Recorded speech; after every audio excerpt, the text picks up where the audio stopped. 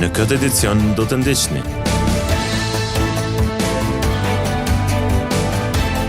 Në Gjakov inaugurohen hapësirat e kishës ungjillore, Kisha Rilindja e Kosovës.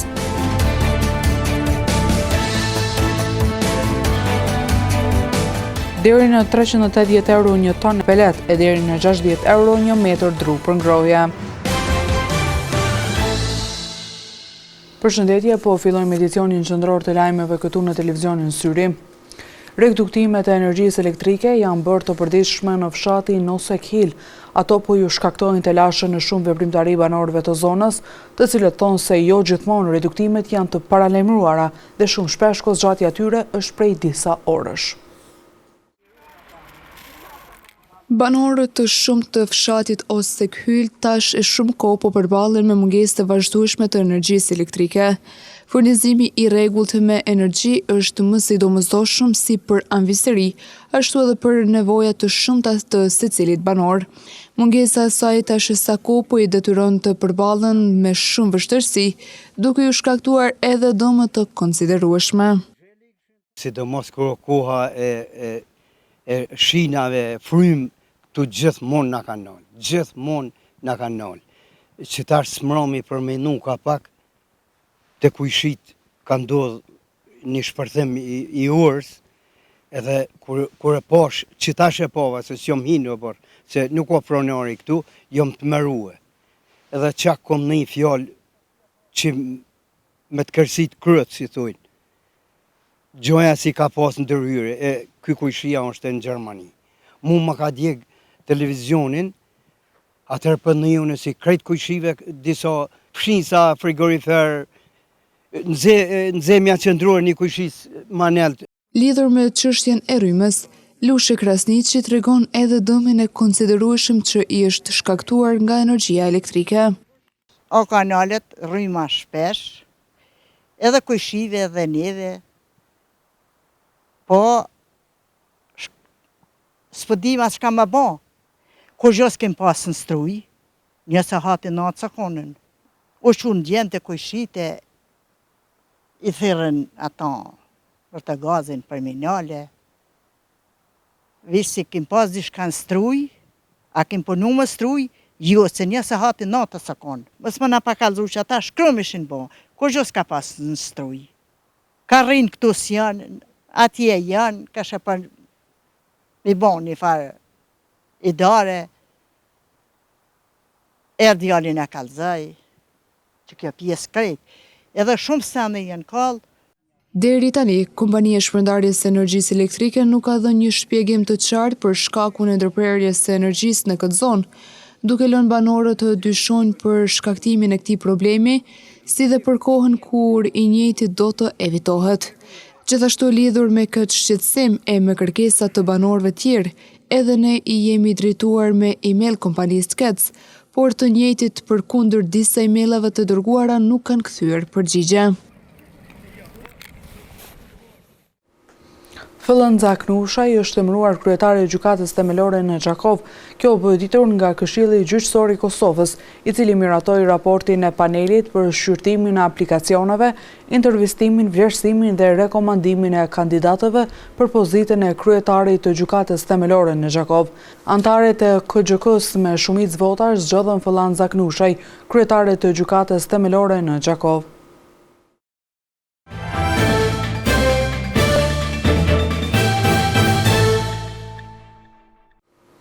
Në një ceremoni festive, sot është bërë inaugurimi i kishës ungjillore Kisha Rilindja Kosovës. Në ceremoninë inauguruese u tha se kjo ditë shënon një moment historik për komunitetin që përfaqësojnë. Në fshatin Fiers të komunës së Gjakovës është inauguruar ndërtesa e re e kishës ungjillore Kisha Rilindja e Kosovës. Nga aty u tha se ndërtimi i objektit të këtij institucioni ka qenë tejet i rëndësishëm për të gjithë pjesëtarët e këtij komuniteti. Të pranishmit dhe investitorët u shprehen falendërues për kontributin e gjithë secilit, falë të cilëve u mundsua realizimi i këtij projekti që fillimisht filloi si lutje e më pas u bë realitet për të gjithë besimtarët që do të kryen ritualet e tyre këtu. Ndër të tjera, gjatë ceremonisë u tha se kjo kishë është një dhuratë nga Perëndia dhe kështu duhet shfrytzuar si mundësi për të rritur besimin dhe për të jetuar në harmoni me njëri tjetrin. Dhe gjithashtu u urua një jetë e mbushur me dashuri, shpresë dhe paqe për të gjithë.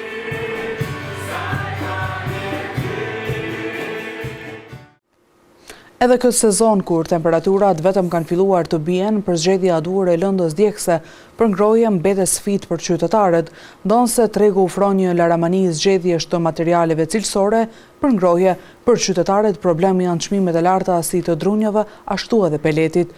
Aktualisht një ton pelet në treg kushton deri në 380 euro, ndërkaq një metër dru shkon deri në 60 euro. Edhe këtë sezon të ftohtë, zgjedhja e mënyrës më ekonomike për ngrohje vazhdon të mbetet sfidë për qytetarët. Temperaturat tashmë kanë rënë, andaj shumë familje thonë se po e ndjejnë barrën e çmimeve të larta. Në treg aktualisht ka mjaftueshëm furnizim me dru dhe pelet, por çmimet vazhdojnë të jenë të larta. Një ton pelet po shitet deri në 380 euro, ndërsa një metër kub dru sipas tregtarëve varion nga 45 deri në 60 euro. Ata thonë se çmimet ndikojnë nga kostot e transportit, ndërsa banorët kërkojnë masa që do t'u lehtësonin përballimin e sezonit dimror. Me uljen e temperaturave në shkollat ku ka mungesë të sallës së edukatës fizike, ora mësimore nga kjo lëndë duhet të merr formë tjetër, ndonse kushtet atmosferike shumë shpesh gjatë stinëve të ftohta nuk lejojnë zhvillimin e aktiviteteve sportive në ambiente të hapura. Mësimdhënësit përpiqen të gjejnë teknika të ndryshme brenda klasës ose hapësirave tjera për ta realizuar orën mësimore me qëllim të arritjes së rezultateve të planifikuara. Në disa shkolla të Gjakovës mungon salla edukatës fizike, çka vështirëson zhvillimin e orëve veçanërisht tani gjatë stinës së ftohtë. Për të parë nga afër se si po zhvillohen këto orë dhe me çfarë sfidash përballen nxënësit dhe mësimdhënësit, sot vizituam dy prej tyre. Në shkollën Emin Duraku, mësimdhënësi edukatës fizike Dren Nagavci tha se mungesa e sallës është një problem i madh që po ndikon drejt për drejt në aktivitetet sportive.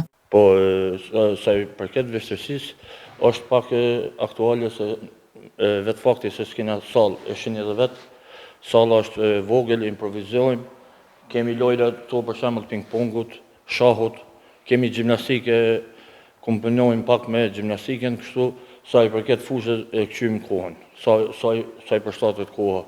Me qenë se edhe ftoft, tashti nuk mujmë i bo këtë aktivitetet sportive.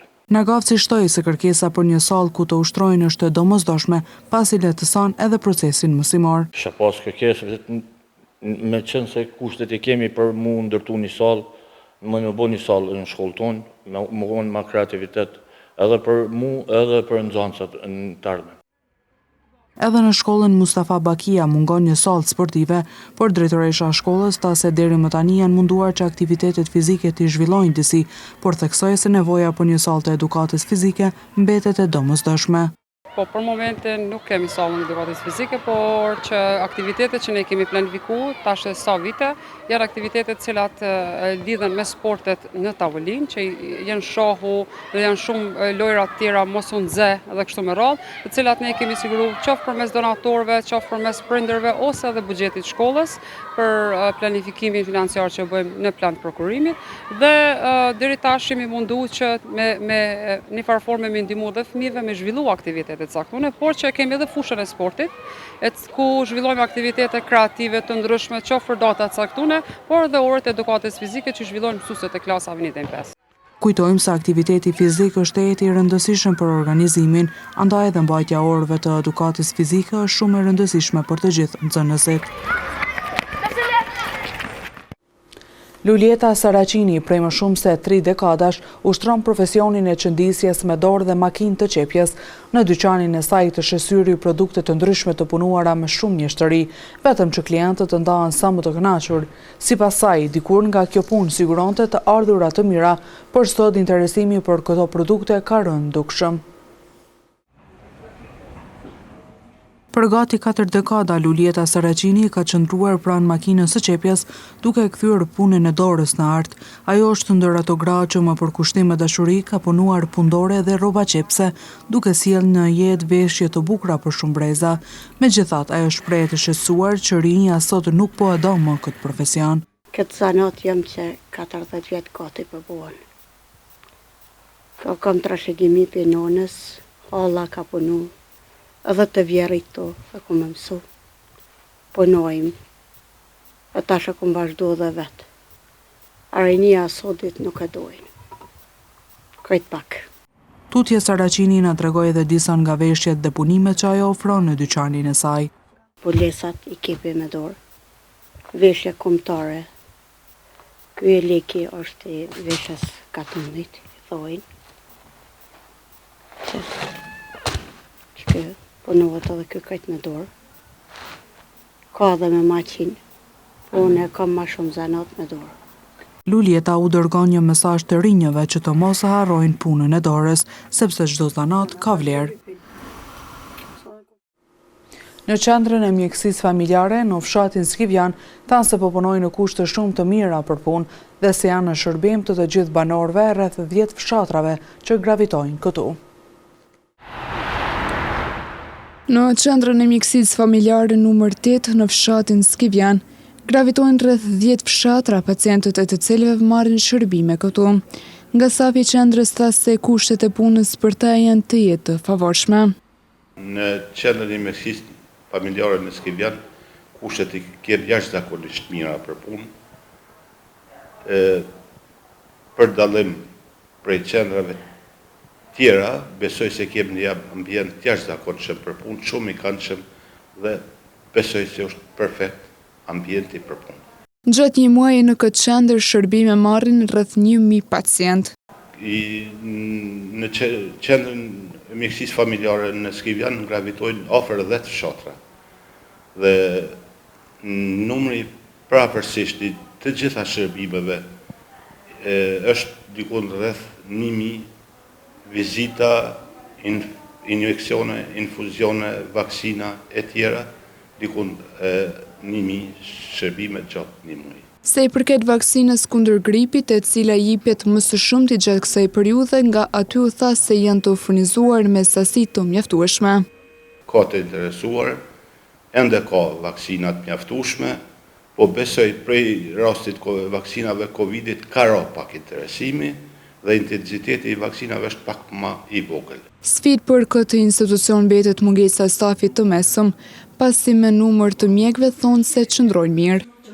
Me të thonë drejt, gjendin për momentin me mjek e kemë më mirë se sa me stafin e mesëm. Për stafin e mesëm kemë mungesh, mos thamë të jashtëzakonshme. Sepse për momentin punojmë me një motër medicinale paradite dhe një motër medicinale pasdite. Kemë munges shumë theksume, kemë o kërkes 3 herë me shkrim, për momentin mundësit reale nga komuna nuk janë për punësime të reja, kështu që duhet me luftu me kapacitetet që i kemë. Nga aty u tha se mbesin në shërbim të nevojave shëndetësore të gjithë pacientëve që drejtohen për të marrë shërbime aty.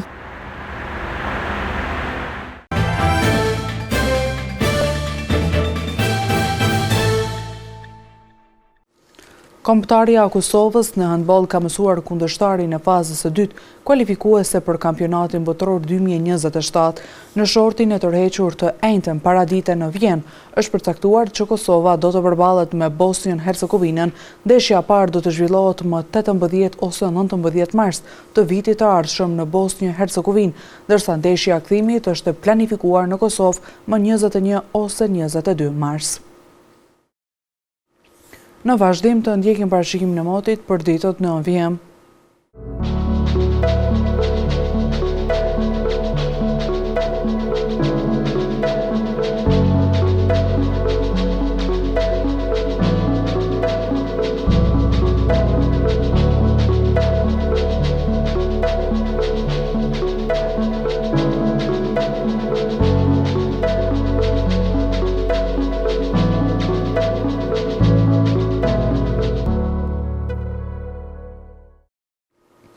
Para se të ndami, të ndjekim edhe një artitut kryesor të këtij edicioni.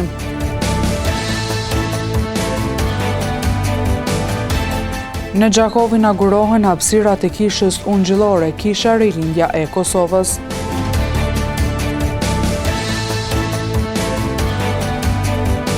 Deri në 380 euro një ton pelet e deri në 60 euro një metër dru për ngrohje.